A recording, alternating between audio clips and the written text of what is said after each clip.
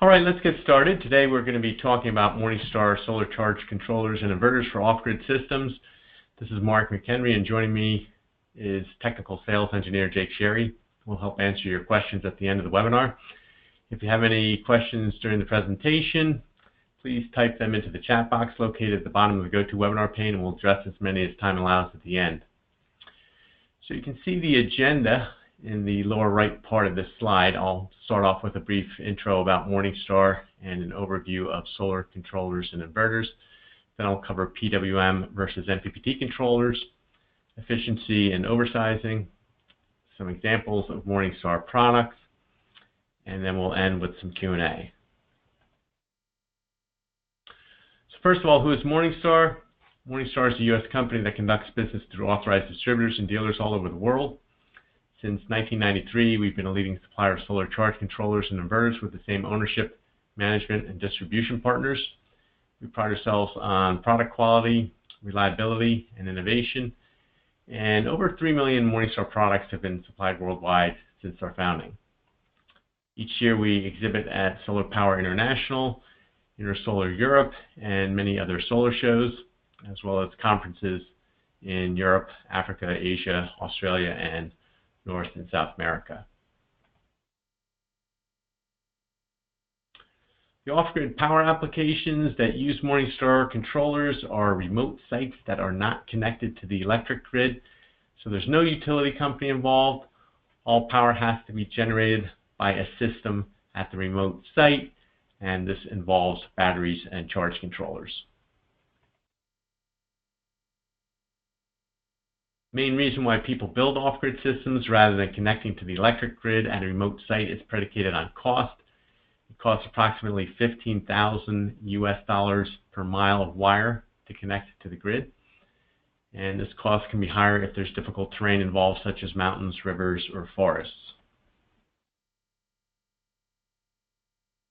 There are different sources of off-grid power.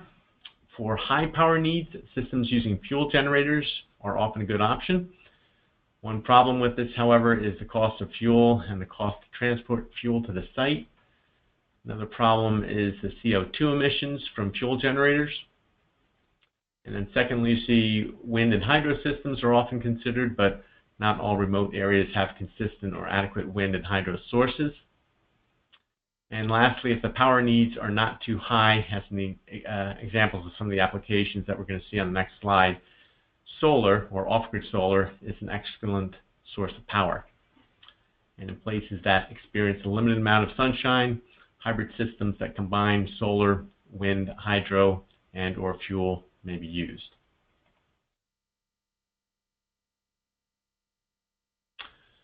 On this slide, you see some examples of applications where our charge controllers are used.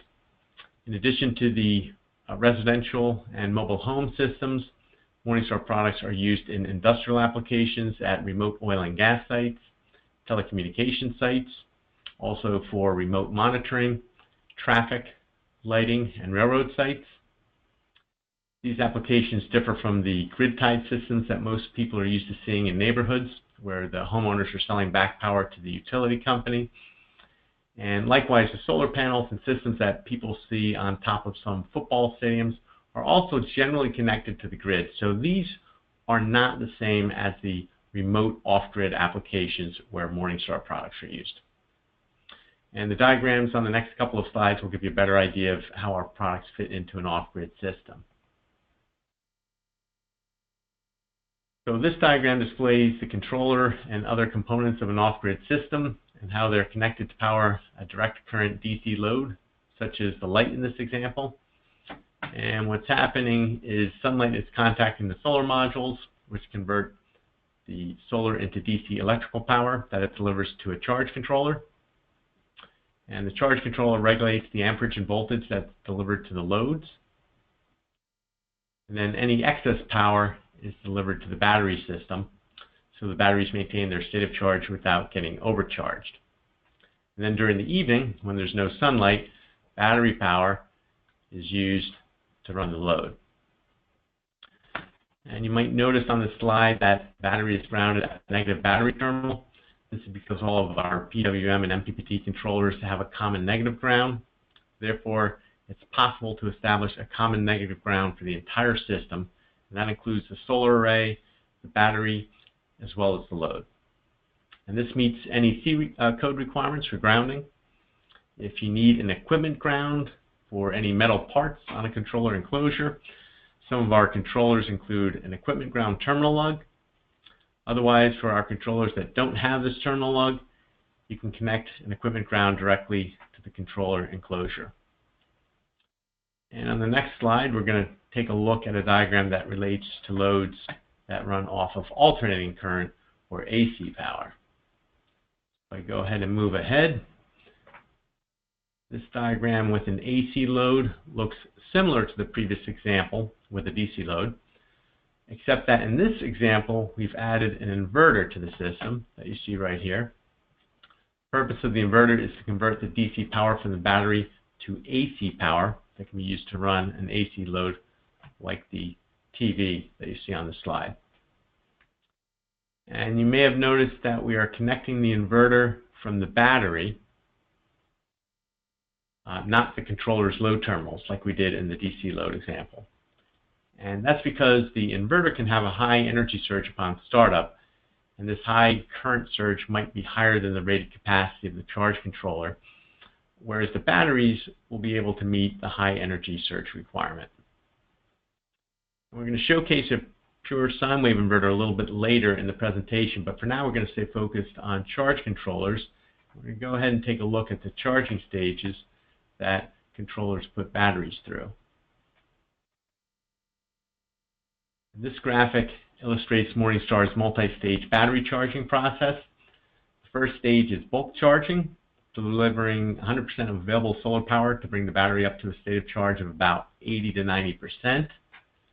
When the battery reaches the absorption voltage set point, constant voltage regulation is applied, and this prevents heating and excessive battery gassing while the battery approaches a full state of charge. During the absorption stage, the charge current reduces as it requires less power to maintain the regulation voltage. And when absorption charging is complete, the battery has about 98% state of charge. And then the charging current is reduced further, so the battery voltage drops down to the float voltage. The float stage keeps the battery at maximum capacity throughout the day. For flooded open vent batteries, an equalization charge is applied once every 2 to 4 weeks to maintain consistent specific gravities among individual battery cells. The more deeply a battery is discharged on a daily basis, the more often equalization charging is required. And it's important to note that equalization is for flooded, not for sealed, gel, or valve-regulated batteries, which can be damaged by equalization. And this slide you're looking at pertains, again, to lead-acid batteries. Other battery chemistries may have different charging requirements. Although lead-acid batteries are most common in off-grid solar systems, lithium and other battery chemistries are starting to gain traction. You can custom program for the lithium-ion battery types you see here, and also other battery chemistries that we'll see on the next slide. But if you haven't charged lithium-ion batteries before, we need to let you know that you'll need to deploy a battery management system, and we strongly advise that you consult someone with experience and expertise that can review your system's design and charging settings to make sure that you don't damage your batteries. And as I mentioned before, on this slide here you see some nickel batteries and other battery chemistries that can be accommodated by some controllers. So let's talk a little bit more about the solar charge controller. The charge controller maintains the battery at its highest state of charge while protecting the battery from overcharge by the array. Some controllers include load control for low voltage disconnect to protect the batteries from over discharge. In addition, they can offer lighting control to turn lights on during the evening and off during the day. Charge controllers can also provide system status indicators with meters and LEDs to display battery voltages, current, system operating temperatures, and alerts. And some controllers include data logging as well as remote monitoring. Charge controller generally represents about 10% of your total system costs, and a good controller will extend battery life and batteries can be 40% of your first-time costs and about 80% of your lifetime costs. It's important to note that a poor controller can cause battery failure and complete failure with your entire solar system. Reliable charging to maintain battery health and to extend battery life is affected by the quality of the electronic components that make up the controller, and also, more importantly, how well and how fast the controller's software controls the electronic component hardware. Battery and PV voltage and current can change in split seconds, and the power electronics have to be able to respond fast enough to these changes. Most people don't see these dramatic swings going on within their controllers and inverters because they don't have the scopes and sophisticated monitors that could show what's actually happening. But for those of us who do, we can tell which controllers are going to have the best effect on battery life. So you can have the best batteries and best modules in the world, but they're only as reliable as your controller. So now that we've completed a general overview, let's go ahead and take a look at two main types of solar charge controllers. The two major types of solar controllers are pulse width modulation, or PWM controllers, and maximum power point tracking, or MPPT controllers. You can see on this table here that PWM controllers operate at battery voltage. For PWM controllers, if you have a 12-volt nominal battery, then you should use a 36-cell module, which is a 12-volt nominal array. And of course, the controller needs to be able to charge 12-volt batteries. For a 24-volt battery, you should use one 72-cell module or two 36-cell modules in series. And then lastly, for a 48-volt battery, you can use two 72-cell modules in series or four 36-cell modules in series. So that was PWM controllers. Now, MPPT controllers, on the other hand, operate at maximum power voltage, or VMP, of the PV array, which is higher than the battery voltage.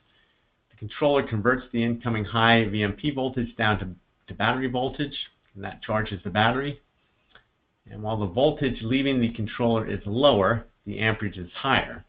And by being able to operate at VMP, MPPT controllers can generate more power than PWM controllers that need to operate at a lower voltage.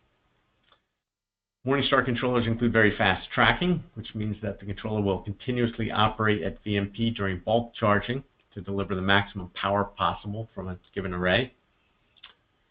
And on the next slide, we're going to take a look at a chart that compares PWM and MPPT controllers. So as you can see, PWM controllers tend to be smaller and they operate at battery voltage, whereas MPPT controllers operate at the maximum power voltage. This maximizes the amount of power being produced, which becomes more significant in colder conditions when the array voltage gets increasingly higher than the battery voltage. MPPT controllers can also operate with much higher voltages and lower array currents, which can mean fewer strings in parallel and smaller wire sizes since there's less voltage drop. PWM controllers need to be used with arrays that are matched with the battery voltage, which limits what modules can be used. There are some 60-cell modules with VMP equal to about 30 volts, which are simply not compatible with PWM controllers. The advantages of MPPT over PWM controllers do come at a cost, so sometimes a PWM controller can be more cost-effective with smaller systems and in warm climates where the MPPT boost is not as significant.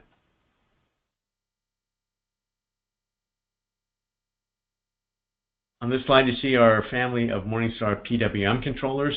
From largest to smallest, we have the TriStar, ProStar, Eco Pulse, Sun Sabre, Sun Sabre Duo, that's used for boats, mobile homes, and RVs. And then we have the Sunlight, Sunkeeper, and the SunGuard. And we're going to highlight a few of these PWM controllers that might be most relevant to our audience. So if I can advance the slide here. We're going to look at the Sun Sabre first.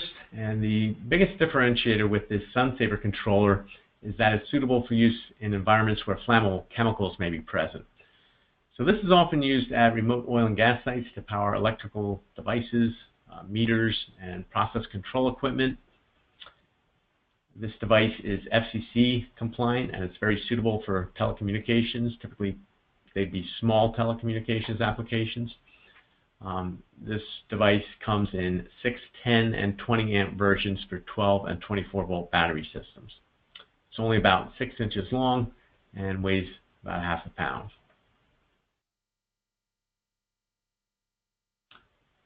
Next, we have the 3rd generation ProStar that launched in January this year. This Gen 3 model has replaced the 2nd generation model of ProStar PWM controller that you see on the right underneath the Gen 3. And the first ProStar was introduced over 20 years ago, and some of the earlier generation ProStar PWM controllers are still in operation today.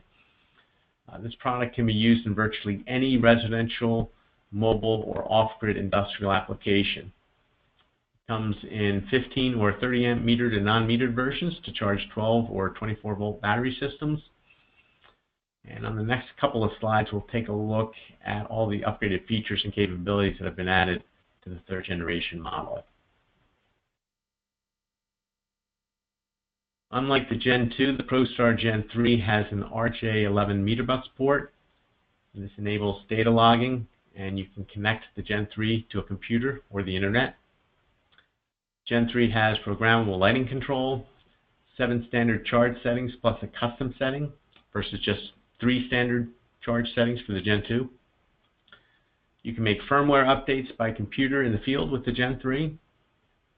Gen 3 has an external remote temperature sensor terminal on the controller face, and load control is adjustable on the Gen 3.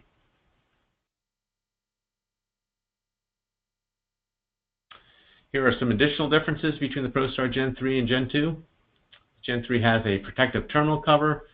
PWM noise can be easily eliminated by pushing a dip switch on the Gen 3. This can be helpful in telecommunications applications or also in boating applications.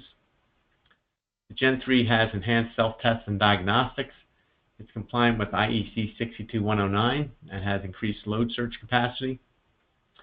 And lastly, the Gen 3's metered versions feature a larger, much more advanced meter interface. And this is a huge difference. The Gen 3's meter is larger and has a backlight, so it's easier to see. It can also be displayed in multiple languages, including English, Spanish, French, and German. You can easily adjust charge settings. Also, you can adjust LVD and lighting settings in the field with the meter. The interface is very intuitive and easy to navigate, and the meter can display graphical information such as data logging of maximum and minimum battery voltages over time.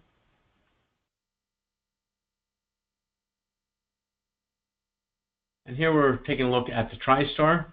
This is a very popular PWM controller. It supports 3 operating modes, which include solar charging, load control, or diversion control. But you can't use one TriStar to perform all these operating modes in your system at once. So therefore, if, for example, you needed charging control and load control in your system, you'd either have to install 2 TriStars, or more likely, you'd install 1 TriStar for charge control and a smaller controller like our Sun Sabre or ProStar for the load control. It operates at full ratings to 60C without the need to derate. Versions of this controller include 45 amp or 60 amp at 12 to 48 volt battery systems. It's used a lot in residential applications, also lighting, traffic, and railroad applications. TriStar is equipped with extensive electronics protections. It has an RS-232 connection for custom settings, data logging, and remote monitoring.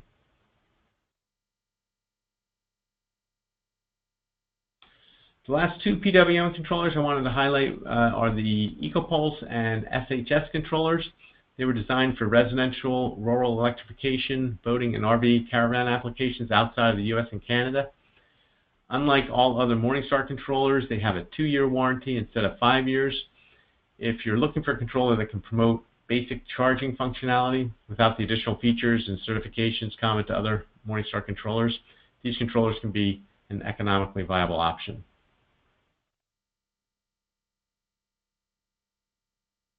Now we're going to take a look at Morningstar's MPPT controllers. From left to right, we have the TriStar MPPT 600 volt controllers, the TriStar MPPTs, the ProStar MPPTs, and then lastly the Sun Sabre MPPT controller. All of the Morningstar MPPT controllers use TriStar technology to sweep the array, and I'll talk about that a little bit later. First, we're going to take a look at the Sun Sabre MPPT. It's about 7 inches long and weighs just over a pound, so it's very easy to handle. It's rated at 15 amps. The maximum input operating power is 200 watts and 400 watts for 12 volt and 24 volt battery systems respectively. It provides a 5 to 25% charging boost and increases battery life. Some people use this with a 24 volt nominal PV array to charge a 12 volt battery. This controller reduces power losses in long wire run systems. Peak efficiency you see here is 97.5%. It's used in residential, lighting, traffic, and railroad applications.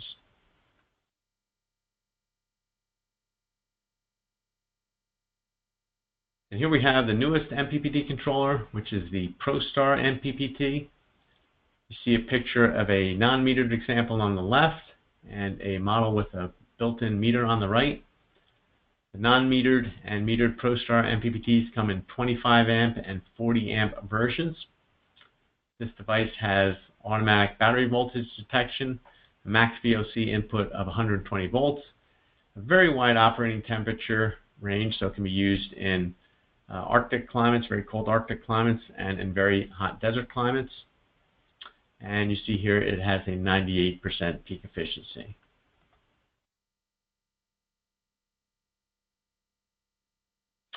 ProStar MPPT has the largest meter interface of all Morningstar controllers. It can be used in the field to set charge control, load control, and multi-event PV-based lighting control. ProStar MPPT accepts multiple language inputs and performs automatic self-diagnostics to alert about installation errors. The device has Modbus communications capabilities, data logging up to 256 days, and a temperature fallback provision to accommodate lithium batteries. So, for example, you can set the fallback temperature to 0 Celsius, and as the temperature decreases towards freezing, the controller will reduce charging and ultimately cease charging at 0 degrees to prevent harm to the batteries. What you're seeing here is the optional wire box accessory that goes with the ProStar MPPT. And like the controller, this is made of polycarbonate Lexan material, so it's very durable.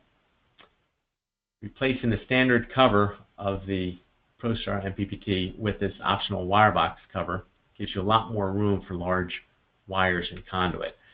The terminals, you have to remember, on the ProStar MPPT, they're rated for number 2 AWG, and this wire box has enough room to support these large wire sizes, whereas the standard cover will accept a max wire size up to number 6 AWG.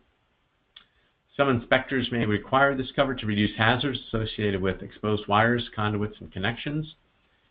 There are 4 concentric 1/2 inch by 3/4 inch knockouts on this accessory that you see here, one here, and then there's one on this side, and another on this side. And then there's also one larger 3/4 inch by 1 inch knockout on the bottom center right here.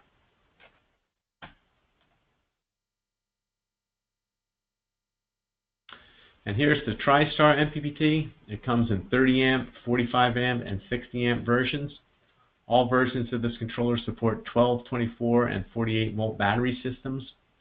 The peak efficiency of 99% is among the highest, if not the highest, in the industry.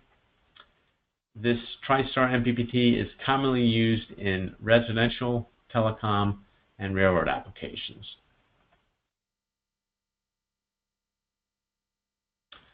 Our largest controller, the TriStar MPPT 600 volt controller, was created for input voltages greater than 150 VOC, systems with long wire runs or greater radial bends from the power input to the controller.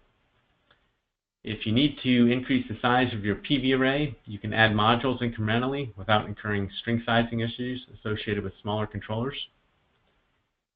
And this device is used in residential and telecom applications typically. We have 4 different versions.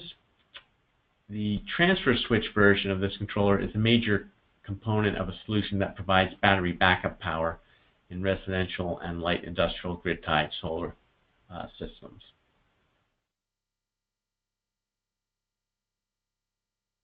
We'll take a look at some of the common characteristics of Morningstar solar charge controllers. All of our controllers in our professional series have a 5-year warranty. Essential series controllers have a 2-year warranty. We are supported by select wholesale distributors. Many have been with us since our inception. Also, our controllers are manufactured in a certified ISO 9001 facility and subjected to strict quality control guidelines. Morningstar controllers are passively cooled and have no fans or moving parts that can be a point of failure. And this also keeps dust away from the circuit boards. Our controllers perform well through a wide range of temperatures from well below freezing to well above room temperatures, and they have lightning and transient surge protection.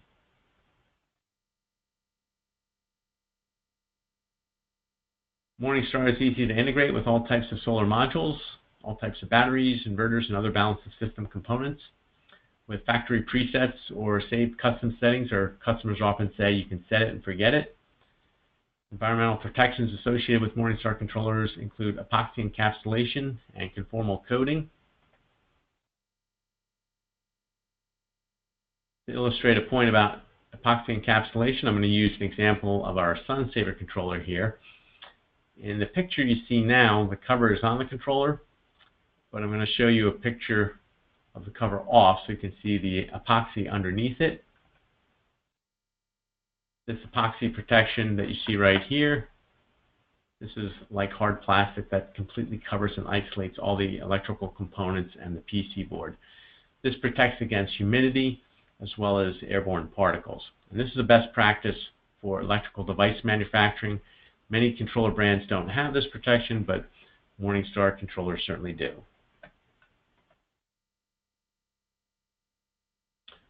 Conformal coating is applied by a spray that goes over the circuit boards to protect against dampness and corrosion. And the nozzle that you see right here, this sprays a fine mist of epoxy or silicone coating, and it travels up and down the whole circuit board to apply a coating that will provide additional protection against moisture, dust, and other contaminants. We also use surface mount components that are precisely assembled by machine, not hand assembly. So this makes for a very reliable, high quality product. And next we're going to take a look at how the efficiency of Morningstar controller varies at different power output levels. So let me shift gears a little bit and bring up this next slide. Efficiency is a ratio of controller output power to input power from the PV array. Or another way of looking at it, how much power is lost by the controller in the form of heat because of inefficiencies. You see how on this graph of MPPT controller efficiency versus output power, you see the Morningstar controller, which is represented by the orange on top. See how it provides significantly higher efficiency at both low and then also high output power levels. Whereas the other controller's efficiency, that's represented by the blue line, you can see how the efficiency drops off rather dramatically at output power levels away from its peak efficiency, which is right about here. And you can see how the Morningstar controller reaches near peak efficiency very, very quickly and then remains at high efficiency throughout virtually all power levels on the graph. Other MPPT brands have been shown to have more than 2 times the energy losses at higher output power levels. So when a manufacturer quotes you a conversion efficiency for a controller, you need to know the output power at which that efficiency was calculated, and also how much that efficiency will vary at higher output power levels. In a grid-tied system, a 0.25% difference in efficiency is a big deal. What we're talking about here is 1 to 3%, which is a huge difference.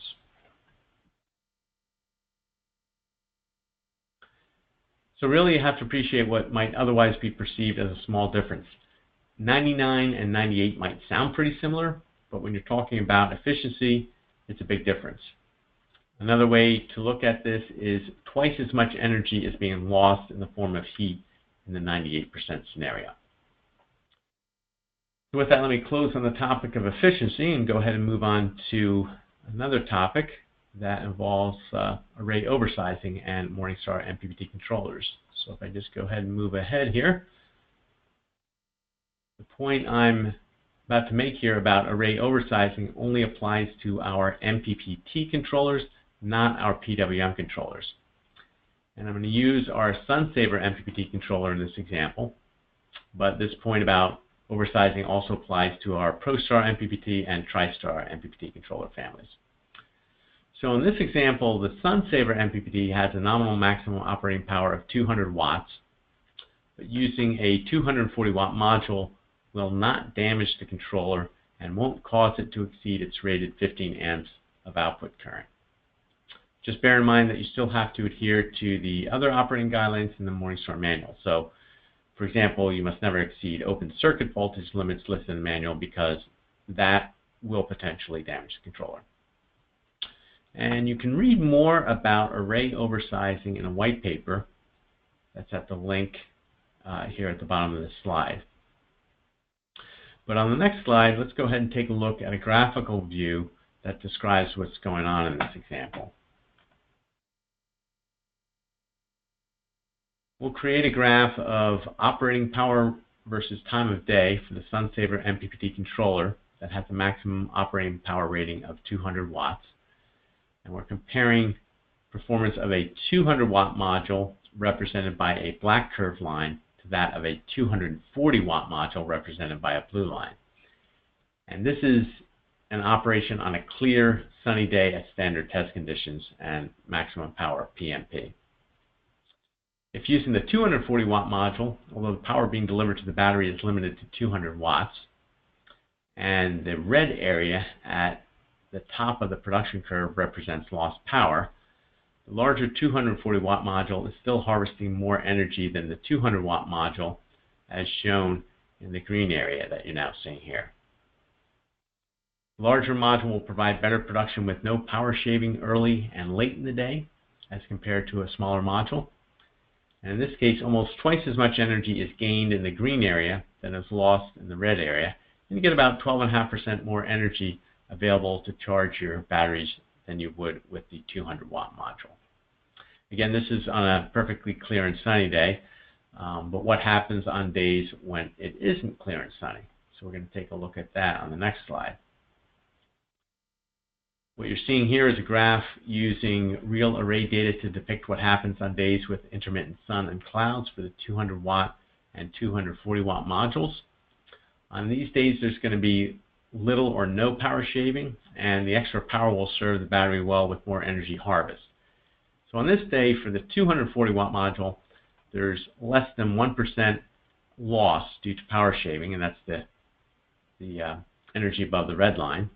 So almost all of the excess power, that's the blue over the black that you see here, over the 200 watt module can be used for charging. So systems that experience a lot of intermittent sun and shading during the day are definitely very good candidates for oversized arrays. Another common feature of every Morningstar MPPT controller that I alluded to earlier is the TriStar algorithm. And this ensures very fast and accurate tracking of the array's true maximum power point at all times throughout the day. Every MPPT controller has an algorithm to determine the array's maximum power point. The TriStar MPPT controllers with TriStar technology may provide 2 to 7% or even more charging energy on a daily basis from the same array compared to other MPPT controllers on the market. And this is because of better energy harvest from better tracking, and this tracking goes on throughout the whole day. The TriStar algorithm is very accurate and extremely fast. It sweeps or evaluates the array's maximum power point in a fraction of a second, as compared to other tracking algorithms that might take 10 seconds or even up to a minute. And on the next slides, we're going to take a look at the Morningstar SureSign Inverter and product accessories.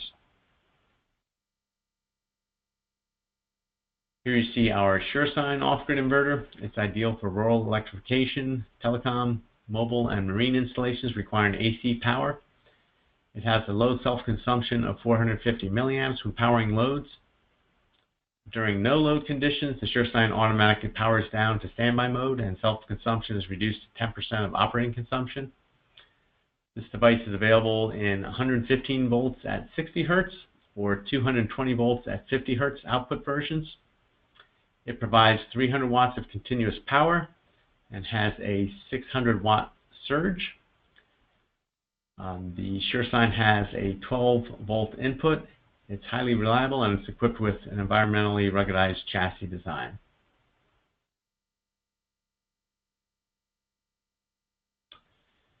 This slide displays our other product accessories, including a ground fault protection device, optional meters, communication adapters, and remote temperature sensors. A lot of people ask if we have an adapter to connect a laptop computer using a USB adapter, and the answer is yes, we certainly do.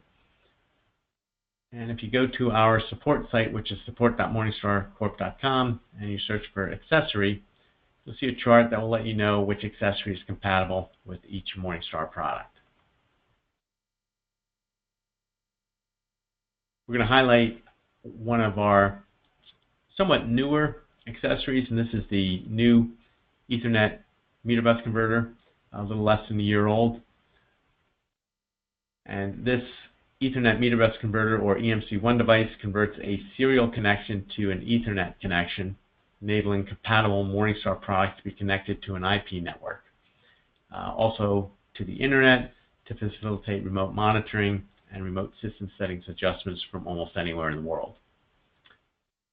The EMC1 is compatible with all of our MPPT controllers, as well as our TriStar PWM, our ProStar Gen 3, and our Sun Sabre Duo PWM controllers, and also our SureSign Inverter.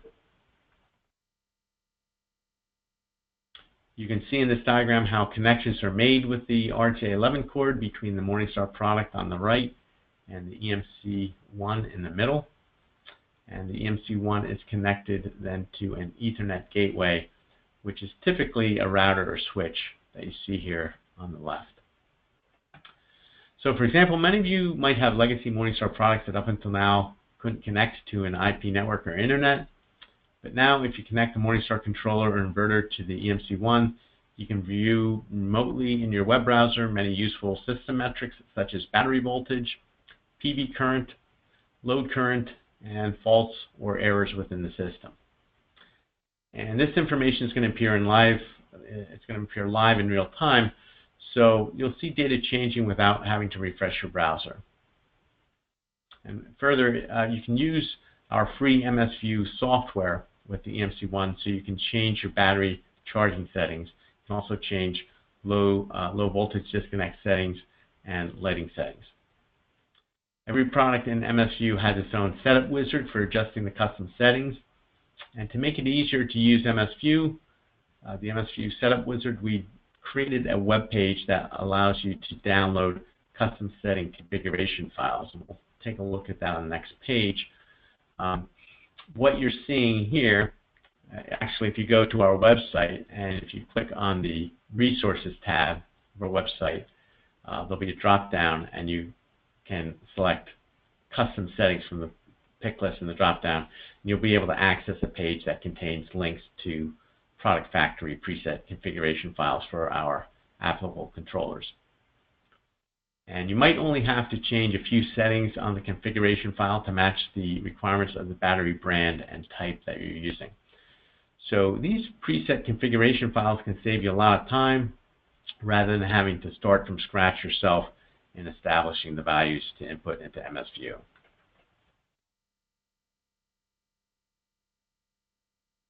And let me share some information about another useful tool on our website, and that's the Morningstar String Calculator. If you type in string in the search bar of the MorningstarCorp.com website, you'll be directed to our string sizing calculator. I definitely recommend that you bookmark this site, which is string-calculator.morningstarcorp.com. This calculator lets you know how many modules you can arrange in series and parallel for a given type of module, battery system, and Morningstar charge controller.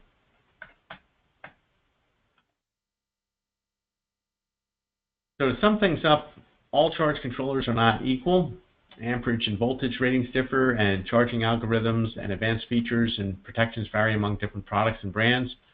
Charge controllers provide core functionality to solar power systems to maintain healthy and long-lasting batteries. A failed controller can cause failure in your entire PV system. For over 20 years, Morningstar has been focusing on designing and providing high-quality, reliable products for off-grid systems to global distribution. We've had the same ownership, management, and strategy since 1993, and many of our distribution partners have been with us since our inception, and we certainly rely on them to provide pricing information, service, and technical support for your entire solar system. So it looks like we reached the end, and we're now at the Q&A session.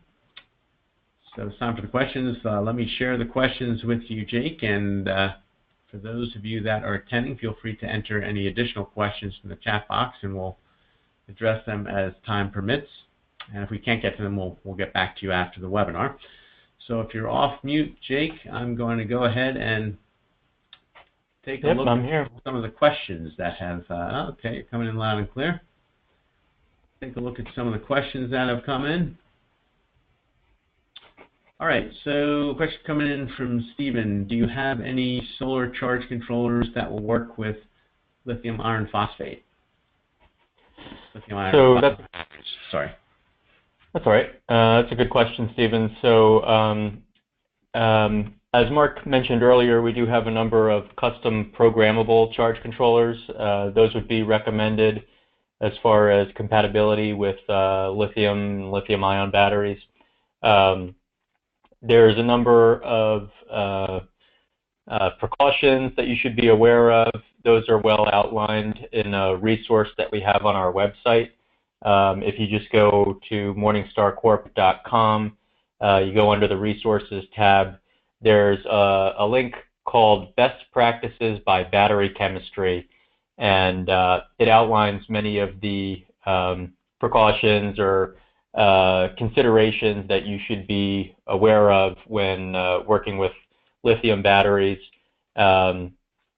You also want to make sure that you get, you coordinate with the battery manufacturer and make sure that they are in agreement on the recommended charge set points for voltage regulation and so forth. So either that information will be provided on their data sheet, or you can contact the battery manufacturer to make sure that you're following their recommendations. Usually a good idea if you do need further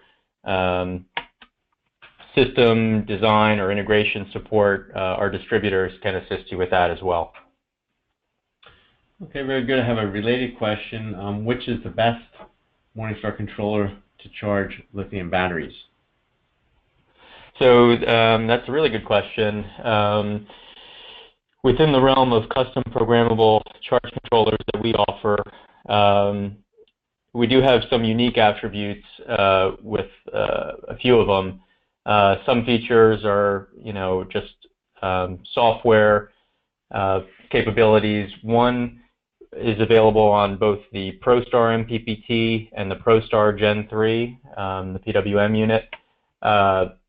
They have a feature that Mark, I think, touched on earlier called called low temperature foldback. And that feature is particularly useful for lithium batteries, especially when they're being charged in colder temperatures. That's something that you need to be careful of. Delivering current to the batteries in cold temperatures can actually cause damage.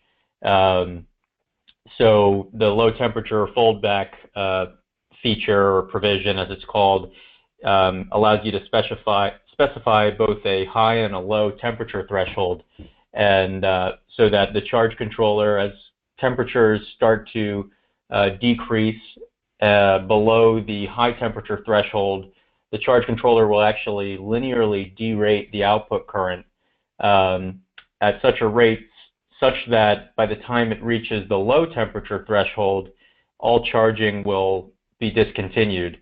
So that makes sure that you're not continuing to deliver current to the batteries below a certain temperature. And again, that's particularly useful for lithium batteries as well as other chemistries. So I would say those are very popular for their use and compatibility with lithium, but any of our custom programmable controllers can be equipped to provide the same type of success with lithium batteries. So. Okay, very good. I see a comment here from Wes. I don't know if you saw it, Jake. The comment just came in not too long ago. Thanks for the webinar. It says, I wish that the small 300 watt inverter you make worked with 24 volt or 48 volt systems. Absolutely love the low standby current. So not the first time I've heard this. Not the first time you've probably heard this, Jake. So yeah, we're talking to our engineering team about this, and kind of stay tuned. We are working also, I think there was another question here about inverters. We all are going to be coming out with a 4 kilowatt inverter. So this actually it's an inverter charger, so it's a much bigger device than the small SureSign that we have. Is there anything you wanted to add to that, Jake? Anything about the new inverter that we're going to be rolling out next year? Well, yeah, just some differentiation between that and our 300 watt inverter. There are some differences in the topology and the design. The SureSign, as we have now, the little 300 watt unit, is a low frequency design. Our 4 kilowatt unit will actually be a high frequency topology. And that's going to have a lot of benefits, both in terms of weight savings and the very quick reaction time that the inverter will have as far as UPS backup mode. It'll be ultra quick in response, and there'll be additional advantages in terms of efficiency and various operating modes with generator control. It will have a couple AC inputs, one for grid and one for generator. So we're really excited about that product. Hopefully that will be something that will open up new markets for Morningstar as well. Okay, I have a question I see here from Brian. It says, any plans of developing BMS Universal LTO batteries? Let's see here. Oh, any plans of developing BMS Universal? So I'm not 100% sure.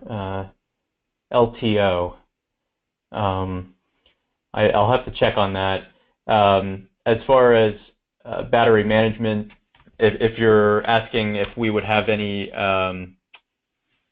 ability to integrate with just universal battery management systems, a lot of the differences in terms of integration will depend on the communication protocol used by different battery manufacturers. A lot of them use CAN bus communication. Our controllers natively speak Modbus, and so that's one of the things that we will have to do in the future as far as ensuring compatibility with a number of BMS manufacturers to be able to convert between protocols and so forth. But if you do need additional information on that and developing product requirements, feel free to contact us for a follow-up. Okay, very good. I see a question here coming in from Shahid that says, how much can we oversize PV for the TriStar MPPT 60 amp controller? So that's a good question, Shahid. With our MPPT controllers, Mark alluded to it earlier, and mentioned the oversizing with the MPPTs. Really, there's not a concrete upper limit with respect to the current input. Theoretically, that could be infinite. In terms of practicality, Usually people don't go much beyond 200% of the rated output current, but again, it's totally subject to your particular needs. You can theoretically dump as much current into the controller as you would like. It'll just basically only be able to operate at 60 amps on the IV curve, basically just providing a pass-through for the current straight out to the battery at that point. So that's one thing. The main thing to be concerned about with oversizing with respect to the MPPTs is the input voltage, the maximum input voltage. So you still wouldn't want to exceed 150 volts open circuit, even when you factor in temperature compensation. So even on the coldest record temperatures, you wouldn't want your input voltage from your array to be any more than 150 volts. That's really the only limiting constraint in terms of oversizing with our MPPTs, but there's not really a tangible power number that it wouldn't be capable of tolerating, assuming you're abiding by all those other by the input voltage limitation. Okay, great. Thanks for the question. Thanks for the answer. I see a question here about, maybe we might have to take this offline. It says it's a question about a how-to wiring diagram if I have EMC1 TriStar MPPT 60, 2 units, I guess of the TriStar MPPT 60, a meter hub, and a TriStar meter. So is that something maybe we want to take offline, Jake? It looks like, if I'm interpreting the question right, maybe he's asking for a wiring diagram? Yeah, that would definitely be something that we can take a look at offline, as far as maybe providing a little bit of applications assistance for you. I can see if we have a diagram that I can send you that might help. So I will follow up with you after the webinar. Okay, very good. I see a question coming in from Stephen. With remote monitoring, is this a software or a online portal which the controllers communicate with? That's also a really good question, Stephen. So we have a couple different remote monitoring packages that are local to the controller. So one, we have our MSView programming software. That's a Modbus-based software application, hosted locally on your computer, and then once with a serial connection to your computer or over an IP network via Ethernet, you can connect via MSView and actually push settings to the controller, writing programming settings for the controller. And you can also use it as a monitoring platform as well. We also offer a software package called LiveView, and that's hosted locally on the with the EMC Ethernet adapter that Mark was talking about earlier, that accessory. LiveView is hosted locally on the adapter device, and it hosts a number of web page formatted, HTML formatted displays that will show you the data from the controller as sort of a view-only monitoring means. So that's not going to allow you to actually physically program the controller remotely. It does allow you to configure some network and IP settings, but it's not going to actually allow you to impose any writing privileges to the controller. For that, you would have to use MSView. However, we are coming out with a new cloud-based software that's going to be a monitoring platform as well, accessible through a traditional web domain. It's Morningstar Envision is what it's going to be called. So you'll go to the website morningstarenvision.com. You'll put in your login credentials, and then that will actually serve as a means to store data from all your controllers in many different sites that you are managing with Morningstar devices. And you can categorize them based on geographic site location. You can associate different different tags and naming conventions with each cluster of controllers, and then you can actually see, the device level data very easily managed and highly scalable for thousands of systems through a single user profile. So that is something else that is going to be available. Currently, the hardware to support that service is already included with the EMC Ethernet adapter, and it has been since launch. So all we have to do is, once the web service becomes available, all you'll have to do is flick a dip switch on that device, on the EMC, and do a firmware update, and then you'll automatically be configured to send data to a remote server, and it'll send that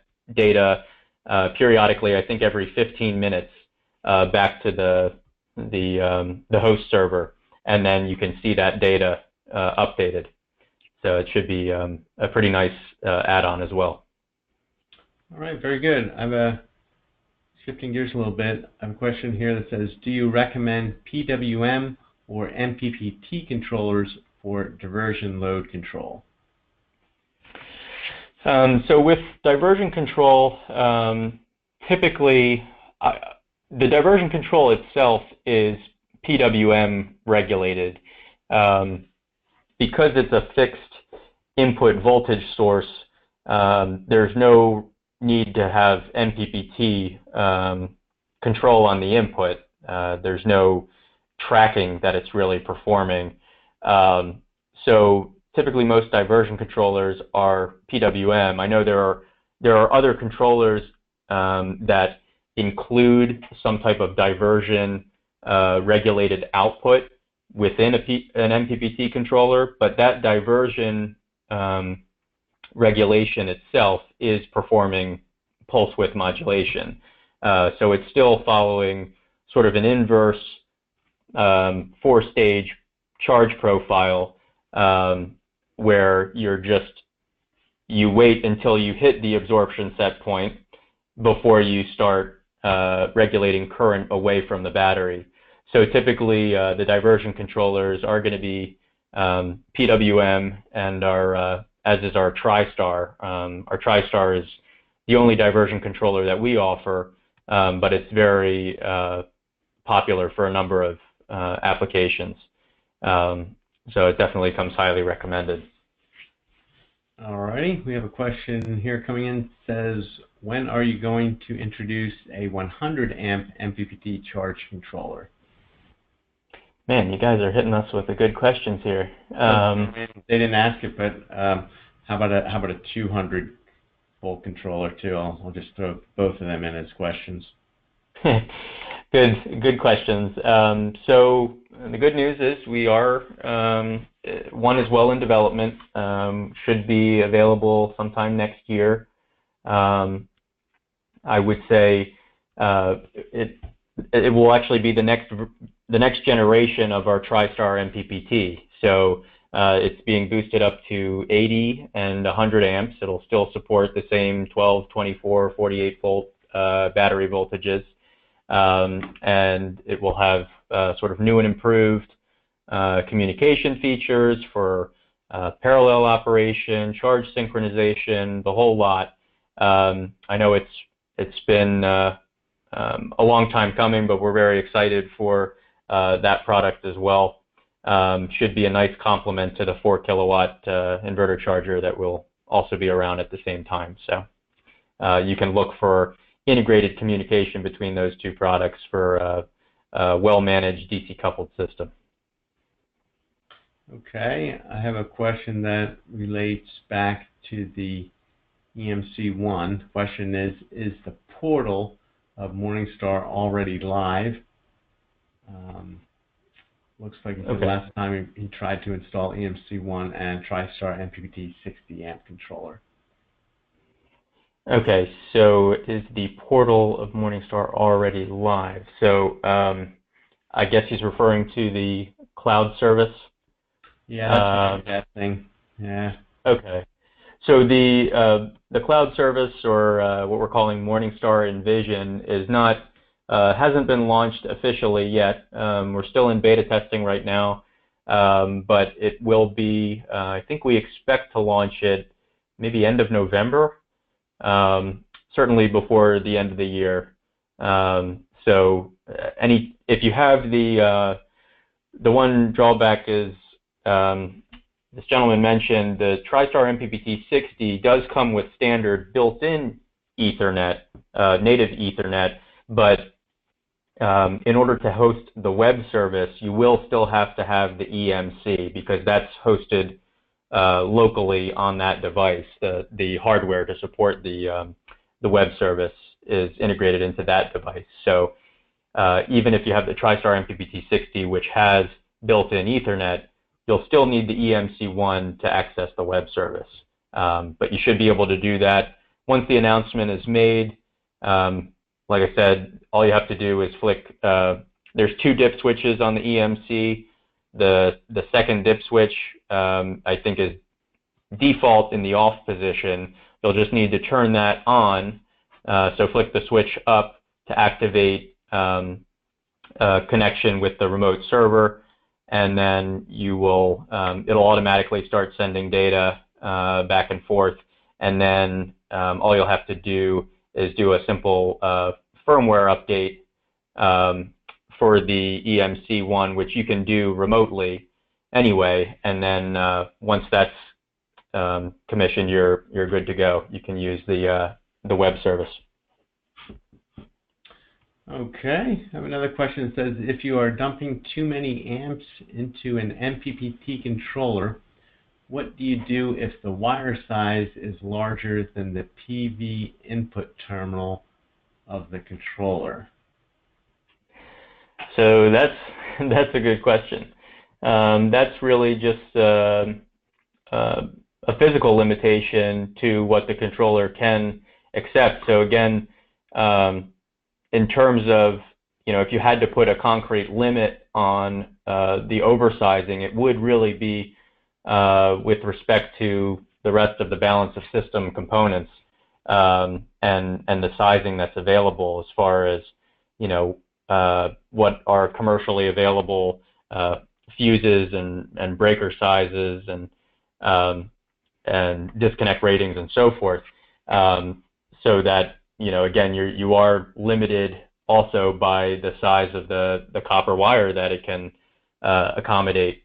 So that would be the true limitation. That would, and again, I think a reasonable rule of thumb that a lot of other manufacturers may use on their data sheets as far as oversizing. If you had to have a limit, maybe 200%. Would be still, you could still accommodate that through the standard terminal sizing. So as long as you don't, max out beyond the what the charge controller can accommodate in terms of terminal input sizing, then you're fine. That's the only limitation.